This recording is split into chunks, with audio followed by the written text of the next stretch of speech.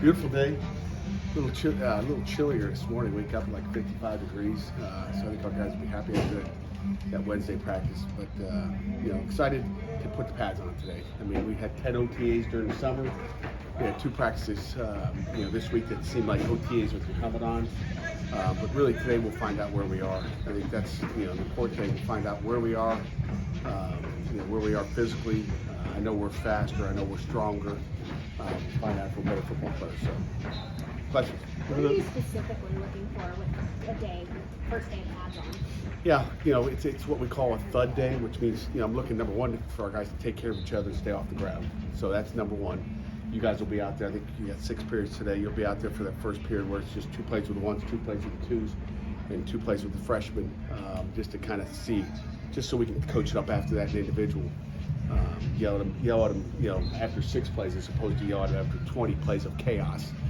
So that's kind of why we do that. We'll do that next couple of days just to teach the tempo of what we want. And but I'm looking for that. And I'm looking for crisp play. It's always hard to evaluate an offense or a defense when you're not physically moving people. Like the last couple of days when the offense hands the off, the linebackers are smart. We're not throwing shoulders in there today. Shoulders, and there's going to be leverage. There's going to be, you either move a guy off the ball or you don't. You always have the quarterbacks in red. Has there ever been a time when you've taken a otherwise healthy offensive skill guy at another position and put him in red for your live drills or scrimmages? Yeah, we'll do that, no doubt about it.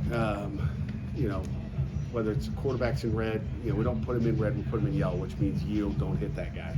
So, just to get guys reps that, maybe are banged up a little bit, or we just don't want to, get reps. So, we're not there yet. You have to earn to get that yellow jersey on at a certain point. But yeah, we're going to take care of guys that way.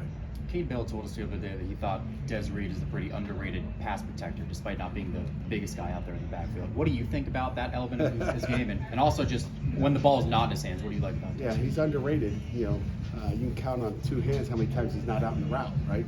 We free release the guy a lot, so if they blitz, they dump it to him. So it's hard to, for the NFL, I don't know how many times he'll be in truly pass protection, but I saw last year, in spring ball, like holy cow, he can step up and block you. So he's underrated because we don't put him in there to do it, because he's such a good receiver. So why would you have a little guy that's fast and can catch in the backfield blocking people? Like, if they want to bring too many people, then we just throw it to them. So that's what I would say about that.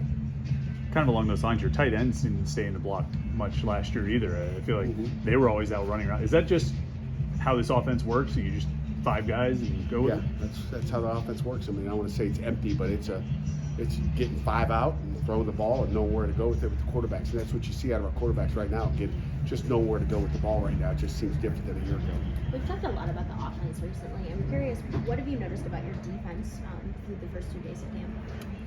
We'll find out more today. Like I said, the first 2 days, same thing I saw, in July and June. I think we've got talent. We've got to go out and execute. And I think, we'll find out physically is when it, comes down to it. But, we'll be stressed by our offense, which is great because we're going to be stressed in the opener. We're going to be stressed against West Virginia. We're going to be stressed throughout the year. So it'll be good to be, Central Michigan, everybody's going to stress us. I think on Wednesday you talked about Jalen Williams and what he's going to bring. What was the timeline like on when you guys reached out to him and how that kind of all came about? We were just kind of playing it by ear. So we've been in touch with him for a while, and then, just waiting to see how Derek was feeling, what we were going to do there, getting his thoughts on the process. So it's a slower process, but we were okay with it. And again, we're just getting Jalen needs to get in shape. He's not in great football shape right now, so we'll get him where he needs to be here. He just didn't have the whole summer like the rest of the guys with Coach Stack. Was he already cleared for an 8th season by the time you guys were talking to him? No. I mean, when he left that, he had to petition the NCAA to get that 8th season, I believe. I don't know the whole story, but I know there wasn't a guaranteed that he got it, and then he was good to go, and then we stayed in touch with him. Does it feel like eligibility doesn't mean much anymore these days? 8 years? Whew. Temple's on 7? No. You've talked about Jaden Moore a lot. I know it's hard to tell through the first day of practices, but have you noticed anything specific about him and his energy? Again, after 2 days, I would say, about the same. I actually like to see his motor going a little bit more. He earned a position coming out of spring ball. But that doesn't mean you're going to hold on to it. So those other guys are pushing them. So, I'd like to see the competition continue to roll on.